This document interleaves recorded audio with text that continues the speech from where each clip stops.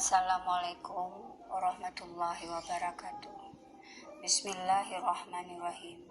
Alhamdulillahirabbil alamin. Allahumma sholli ala sayyidina Muhammad wa ala alihi wa sahbihi ajma'in. Amma ba'du. Sahabat YouTube yang saya hormati, perkenalkan, nama saya Nur Salima Eka Putri, berasal dari Padang. Ini adalah video saya yang kedua. Video saya yang pertama yaitu berjudul Rezeki 5 juta langsung setelah selawat dan salat duha Ibu Eka Putri Padang, yang saya share ke channelnya Ustadz Mukhlis. Pada video kali ini saya masih akan berbagi tentang testimoni salawat. Selawat yang selalu saya dawamkan setiap saat pada tahun 2012 ini adalah salawat nariyah yang dipopulerkan oleh almarhum Ustadz Uje. Baiklah, saya mulai kisah ini. Kisah ini terjadi di tahun yang sama, yaitu pada tahun 2012. Pada saat itu, saya sedang menghadapi masa kompre dan wisuda S2. Pada saat itu, saya sangat khawatir dan kebingungan dari mana saya akan mendapatkan uang yang hampir 10 juta untuk membayar uang kuliah, biaya kompre, dan wisuda dalam waktu yang bersamaan. Apalagi di saat itu, job saya sebagai translator lagi sepi customer, berhubung lagi musim ujian dan seminar. Seperti hari ini, biasanya saya selalu tidak mau ketinggalan momen salat duha di saat jam istirahat kuliah. Apalagi di saat genting seperti sekarang ini. Dengan hati yang membuncah dan seperti mau meledak. Ketika membaca Al-Fatihah, saya benar-benar hayati berayat maknanya. Hal ini semakin memancing air mata saya sehingga mengalir tak terbendung. Dengan bersimbah air mata, saya selesaikan salat duha dengan hikmat. Sambil terisak-isak, saya berdoa, "Duhai Allah, hamba tahu Engkau sangat sayang pada hamba. Makanya Engkau beri hamba cobaan ini, sehingga hamba bisa bertambah dekat denganmu. Namun janganlah Engkau uji hamba melampaui kemampuan hamba, ya Allah. Untuk itu berilah hamba jalan keluar yang terbaik, ya Allah. Iyyaka na'budu wa iyyaka nasta'in." Lalu saya bersujud. Dalam sujud saya bersalawat lagi sampai hati saya plong. Selesai berdoa, saya mampir dulu ke pustaka karena masih ada buku yang harus saya kembalikan. Dalam perjalanan menuju pustaka, dalam hati saya meyakinkan diri bahwa Allah pasti akan memberikan saya jalan keluar melalui rezeki yang tidak disangka-sangka.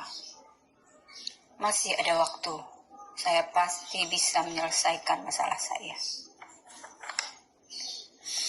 Setelah mengembalikan buku, saya menyempatkan diri untuk mengobrol sebentar dengan ibu pustaka, supaya terjalin keakraban dengan beliau. Perlu para sahabat YouTube ketahui, pada masa kuliah ini saya tidak hanya menjalin hubungan baik dengan dosen, tapi juga dengan seluruh struktur organisasi yang ada di kampus.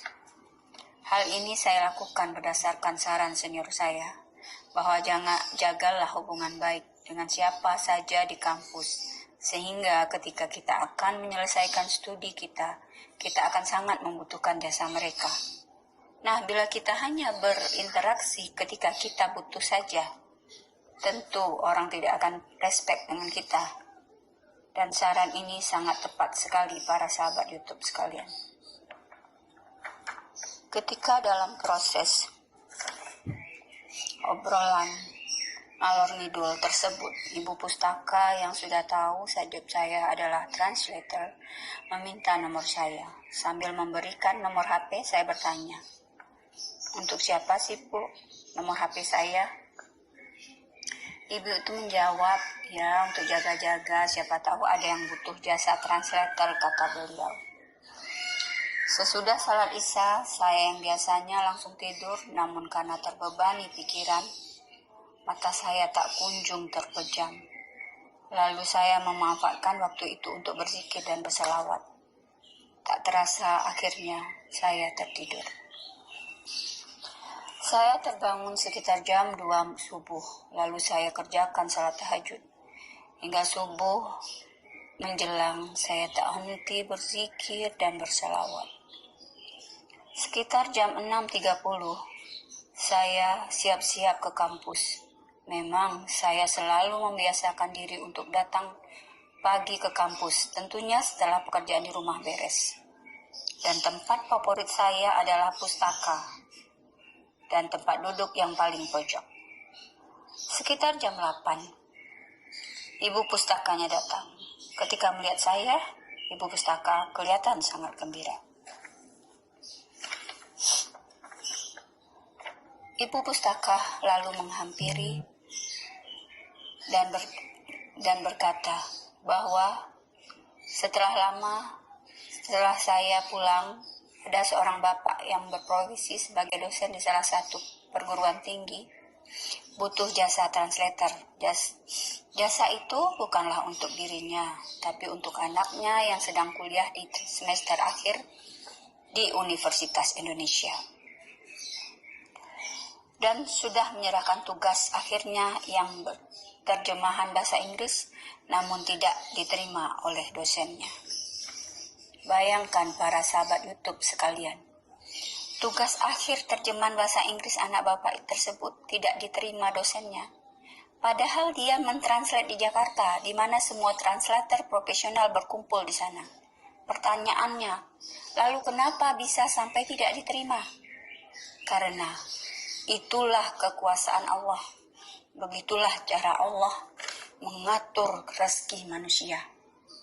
Walaupun rezeki itu jauh, namun bila memang hak kita, maka akan Allah dekatkan dan hantarkan ke hadapan kita melalui seorang yang kadang kita tidak kenal. Allahu Akbar. Masya Allah. Mulai saat itu, sayalah yang mentranslatekan dan sekaligus membuatkan PowerPoint-nya. Dan semua hasil translatean saya diterima oleh dosen anak bapak itu dengan nilai yang tinggi. Alhamdulillah, para sahabat YouTube sekalian. Melalui salawat, salat tahajud, salat duha, tentunya setelah salat 5 waktu,